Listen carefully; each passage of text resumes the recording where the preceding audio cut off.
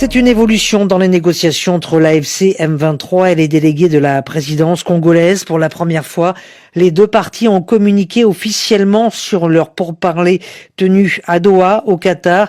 Ainsi, ce mercredi, dans une déclaration conjointe, les représentants de la RDC et ceux du mouvement armé annoncent avoir convenu de travailler à la conclusion d'une trêve en vue d'un cessez-le-feu effectif. Peut-on parler pour autant d'un tournant dans les discussions et qu'est-ce qui change concrètement? Élément de réponse avec Patient Ligodi.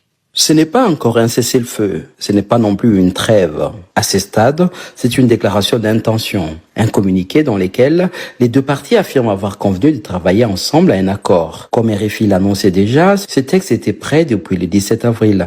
Il avait été élaboré 4 jours après la fin des discussions directes entre les délégués de Kinshasa et ceux de la FCM23. Il ne manque plus que l'approbation formelle de Félix Tshisekedi.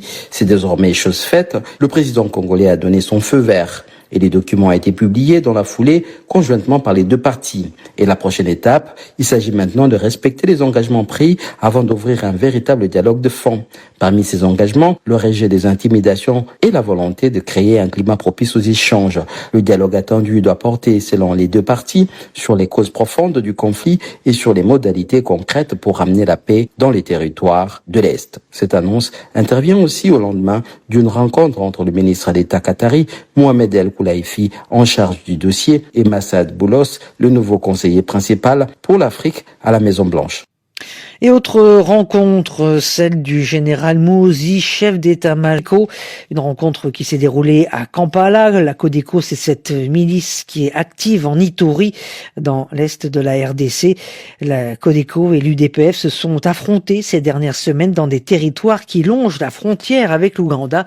Explication Florence Maurice. L'armée ougandaise affirme dans son communiqué qu'il s'agit d'une étape importante dans les efforts de paix régionaux en cours. La délégation présente à NTB aurait même exprimé ses regrets, peut-on lire, au sujet des récents affrontements entre la Codeco et l'armée ougandaise. Mais la prudence reste de mise parmi les observateurs. Sur la photo diffusée à l'issue de la rencontre, figure un commandant de la Codeco, Alfred Bahati. Mais la milice est divisée en plusieurs factions. Difficile de connaître son poids sur le terrain. Ce midi, Gerson Bassa Zoukpa, l'un des porte-parole de la Codeco, a déclaré à RFI que l'état-major du mouvement n'avait pas été informé. Nous ignorons quel est l'objectif de sa mission, poursuit-il. Également sur la photo, Étienne Dunji Kouloukpa, le vice-président de la communauté Lendu. Lui est considéré comme un notable, une personnalité civile donc, même si la Codeco est essentiellement composée de Lendu.